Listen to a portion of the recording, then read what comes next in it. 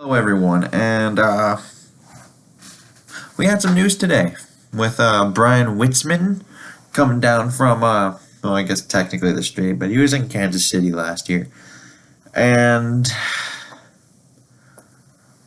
that's kind of what this is about. And I wrote down like the overall PFF grades. Like, I know some people don't like Pro Football Focus, but like when it comes to offensive linemen, there's not much number stuff other than what comes out of them.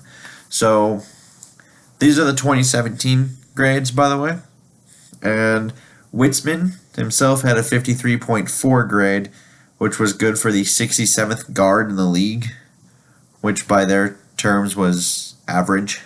Tom Compton was 57.7, which was the 55th guard in the league, also considered average. And then, just for comparing sakes, I guess, Nick Easton's grade last year was 57.5, which was the 56th guard in the league, also considered average. So Witzmann actually did have the lowest grade out of this, but like I said, this is 2017. It could be different this year. You never know. Things like that are kind of weird sometimes. But on to Witzmann. He did start 13 games last year for the Kansas City Chiefs. He played in 11 games in 2016. Now, him starting 13 games last year is kind of big because he's got more starting experience than pretty much everyone else. Because you also factor in the fact that he did play in 11 games the year prior. Now you got 27 games of experience at least, and that's more than, Isadora, Tom Compton.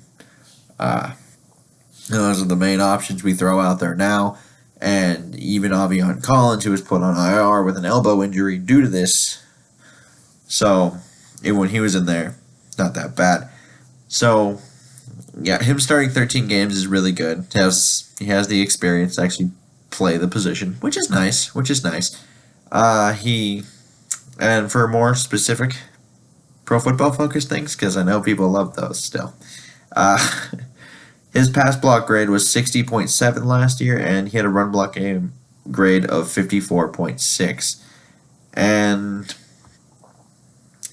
which is a little interesting to me, due to the fact that, Kareem Hunt last year led the league in rushing. I would think that run block grade would be a little higher, but it's not. And I think it's really, it's a little interesting. But he has been durable since entering the NFL. He has no major injuries that I looked for. I did look for them, see if there was anything. I found nothing. So, and he does offer position versatility as well, which is really good. He can play both guard and tackle. And the other thing he offers is a lot of size. He's listed at 6'7", 320 pounds. So, get the size. And like I said, Aviante Collins was put on IR for this guy. And what I found with Aviante Collins to IR, because at first I kind of thought like maybe that's a way to get by of a player that's kind of hurt right now and might miss a few weeks, but not necessarily ready to play, in Aviante Collins. And then I found a thing that said it was mostly a tricep thing and he's having surgery. So that's what it is. Because, he does flash potential sometimes when he's out there. Aviante Collins does. And I think Witzmann, though, he will likely be a backup/depth kind of player to start with. And the reason why I say to start with is because I'm not completely sold on Tom Compton having complete job security here. I think there's a chance, especially after Sunday, that, he could lose his job. Like, I don't think he played that well on yesterday because I felt like for the most part it was his doing that we didn't really get the run game going, because every time we ran to the left side it was just instant penetration. Not to mention he wasn't really pass blocking too well either, and sometimes these linemen hit a wall and they hit it early. There's that. And Compton might be one of those guys where he's just strictly a guy that's like, oh no, for maybe like a game or two, he's okay, but outside of that, you can't go in with him as your starter, which we kind of did. So, oh, yes and no. Like, it was the idea that he would be the backup to Nick Easton, but we all know how that turned out. And, but yeah, I really wouldn't be too outlandish to think that Witzmann, if he had some good practices and then he was able to, know the playbook well enough initially, learn it quickly, just be a smart player all around. And if he outplayed him in practice, it really wouldn't be too outlandish to think that that could be done based on what we saw.